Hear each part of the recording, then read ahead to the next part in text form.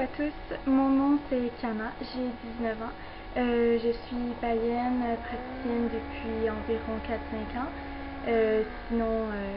Comme beaucoup d'entre vous, sûrement, je pense que j'ai toujours été un peu païenne, même quand j'étais toute petite.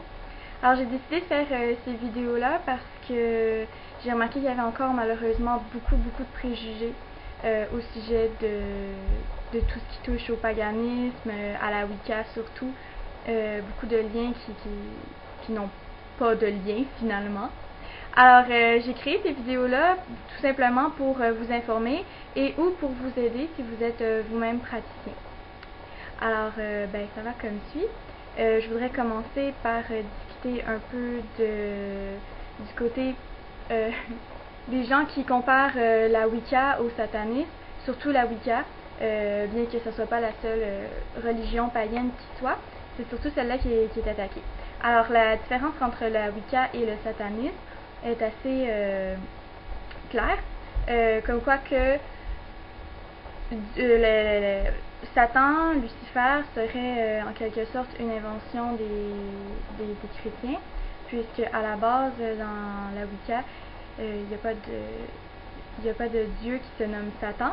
On a bien sûr le dieu cornu qui peut s'y rapprocher si on veut physiquement, mais Satan en tant que tel n'est pas un dieu qui était déjà là. Donc déjà en partant, bon, c'est assez contradictoire. Ensuite, il y a beaucoup de rites qui sont très différents entre la Wicca et le satanisme. J'aimerais parler en particulier, bien sûr je ne suis pas une professionnelle du satanisme, je suis plus dans le paganisme, mais il y a beaucoup de gens qui apportent comme argument la sexualité rituelle. Donc je ne sais pas comment ça se passe du côté des satanistes. Du côté du paganisme, oui, certaines personnes pratiquent la nudité rituelle. Est-ce que la sexualité rituelle en fait partie? Ça, je crois que ça dépend tout simplement de chaque personne. Et aussi, ça peut être très large parce que, bon, il y a le côté orgie de la chose, tout comme il y a d'autres personnes qui aiment tout simplement rendre l'acte sexuel très magique, très spirituel, sans pour autant que ça soit quelque chose d'impersonnel comme une orgie. Donc ça peut être tout simplement avec le partenaire habituel, ça peut être quelque chose de très romantique. Donc c'est très large, mais le côté que je veux aborder, c'est vraiment plus les supposées orgies obligatoires dans tous les tous les rituels. Donc non, personnellement je suis praticienne depuis plusieurs années comme j'ai dit, et j'ai pas encore fait d'orgie pendant mes rituels.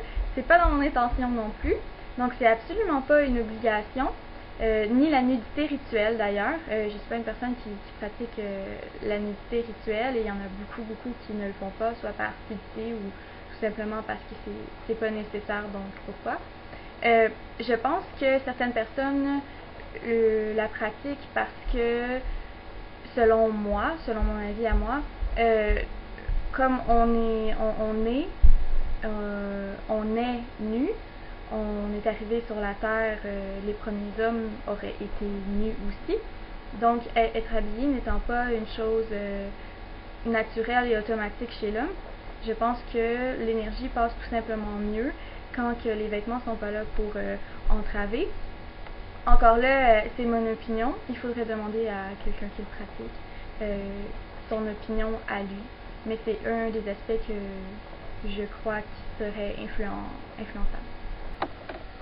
Donc voilà pour ce qui a trait à la nudité rituelle ou au rite, tout ce qui touche à l'orgie ou à la sexualité rituelle. Dans le fond, je voulais vous faire cette petite vidéo-là d'introduction tout simplement pour que vous puissiez savoir où je me situe moi personnellement, pour savoir si mes vidéos suivantes pourraient aller avec vos croyances à vous. Bien sûr, mes vidéos, j'essaie de les faire le plus général possible pour que justement elles puissent vous aider, que vous soyez ou non dans la même gamme que moi. Donc pour vous dire un peu, personnellement, je suis plus du côté Wicca et chamanisme amérindien. C'est vraiment les deux religions païennes qui se rapprochent le plus de mes croyances.